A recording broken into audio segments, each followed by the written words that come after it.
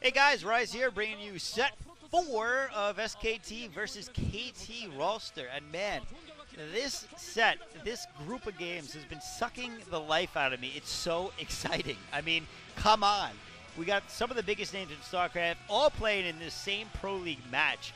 And upsets already. I mean, who would have thought that Flash would have lost the best, with Flash being on a 10-game win streak prior to that game on a Terran-favored map, nonetheless. And either way, it looks like Best was just on his game, and he was able to take a game from Flash. So it should be mentioned though that Best is particularly good against Terran. That was what he was known for a while. Although his PvP has recently exceeded his Terran versus his Protoss versus Terran play, he's still a monster when it comes to PvT, and he played fantastically. Flash, I think, played a little bit too safely. Anyway, it looks like now we're going to be watching Hyuk versus Violet, and I mean, this is a very, very interesting match for me to be commentating, because both these players are what I would say complete up and coming. I'm not gonna. Well, man, how should I put this? They're up and coming, but they're like blowing people away. Not just like regular up and coming. They're doing fantastically. Hyuk has been winning games left and right. He's been taking games from people like Jaedong and Effort and Monsters in ZVZ matchups.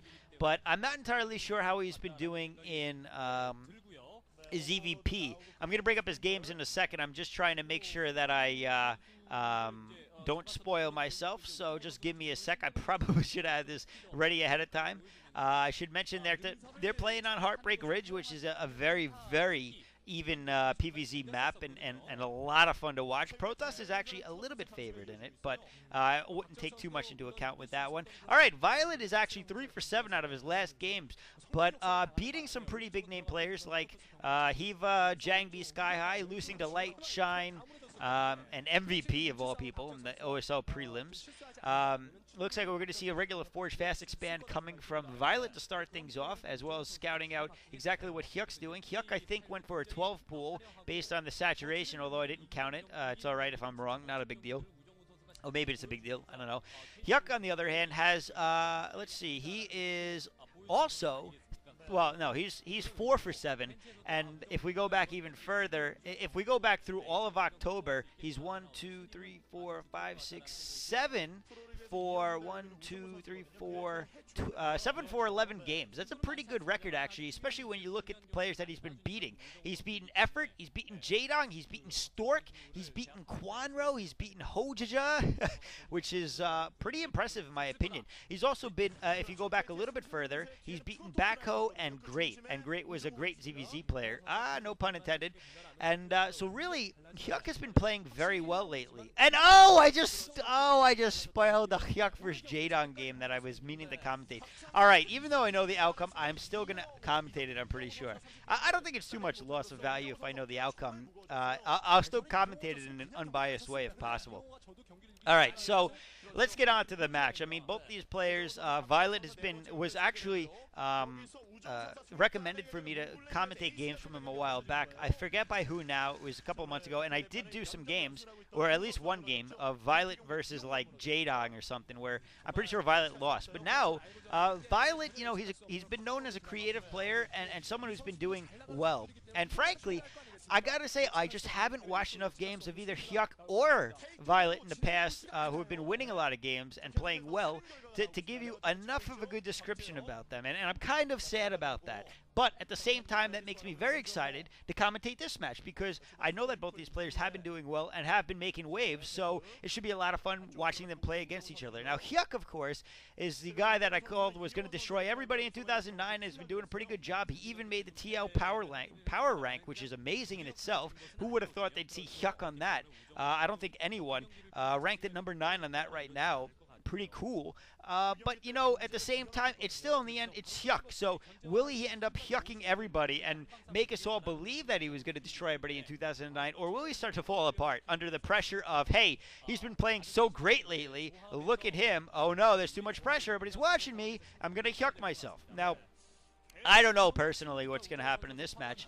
But I would say that Hyuk obviously, if he's been beating players like Stork, like Jaedong, like Effort, I mean, come on, the monsters of ZVZ.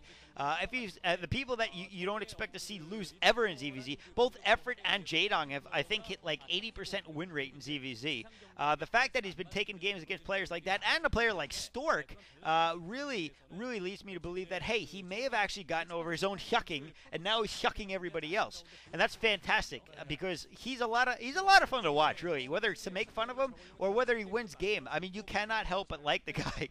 Whether he used to be a doorman back in the day or not, I don't know. That's what I claimed he used to be, by the way. He used to say that he was a doorman who, for some reason, they needed an extra player on his team, and so they picked up the doorman to play. But anyway, let's see what he can do against this. He's going up against a fast-expanding Protoss. Obviously, Forge fast expand. He's getting a Corsair early on. Very standard play so far. We saw the Citadel of a Dune, so it's not likely that we'll see Corsair Reaver, but very likely that we'll see a Speed Zealot and/or Archon DT build. And you know, I guess that makes it pretty still open for him to pick games to do. And it looks like Hyuk is deciding to go for the Neo-Sauron build. He's got his Hydralisk Den going down. He's got 3 bases secured already, 3 bases mining. It looks like he's getting his 5th hatchery going up. Maybe that's an Evo chamber. I'm not entirely sure, actually. Didn't get a good spot on it. At least 4 hatcheries down for him. Expecting to see a 5th very shortly. And the question is, will he go for Muta or will he go for Hydra? And a lot of times we've been seeing players go Muta to take out things like High Templar. But Protoss have been fighting back. If you've been watching games like Movie has been going a Goon build, and that is awesome. He goes Goon, Archon, or Goon, he went Goon, High Templar. The Goons were to better defend against the Muta switch, as well as they do a lot of damage against Hydras overall when they're in large numbers, especially when you have some Speed Zealots to back them up. Now, we may or may not be seeing that from our friend Violet at this point. Don't know why I'm drawing a blank on his name. But you know what? Actually, I don't think we're going to see that because Movie was making Goons a lot more early on. And that's okay. It looks like we're going to see more of a 4-gate Speed Zealot Archon build or Speed Zealot High Templar build. But if he goes for the Speed Zealot High Templar build, he's at chance, at risk of losing those High Templar very early on. And that's the danger that Protoss have been facing against Zerg players lately. However, people like Movie and some other players showing that, hey, we don't have to put up with that. You know, the Zealot Archon build is very strong against that because obviously you just can't lose those High Templar to well, that's not true. You can still lose High Templar if they get picked out when they come out of your gateways, but if you morph them into Archon soon enough, and you can get them morph before the Zerg player makes Muta to bring them and take them out, you put yourself in a really good position, especially for defending your High Templar later in the game. And I like that build for that matter. The Goon build, also, same thing, anti-air.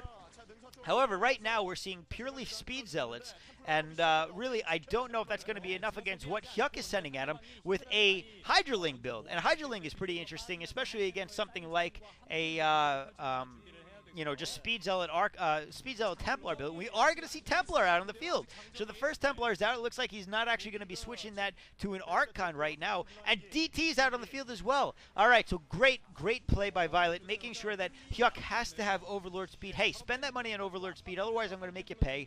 And doing a good job of dictating the flow of the game already. Hyuk is not able to attack because of that DT. And because of that, he's forced to back off all the way to his front door and rethink his strategy.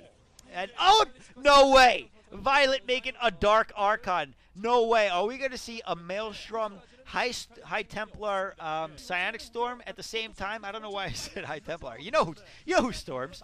And look at that, putting his pylons up top to make sure that he sees anything coming from above, just in case Hyuk goes for something a little silly, tries to go around the back door. Hyuk now making lurkers. I gotta say, Hyuk playing very standard, going into lurker play at this point, and probably gonna go for Muta a little later on. However, what is that Dark Templar really gonna be able? Dark Archon, not Dark DT.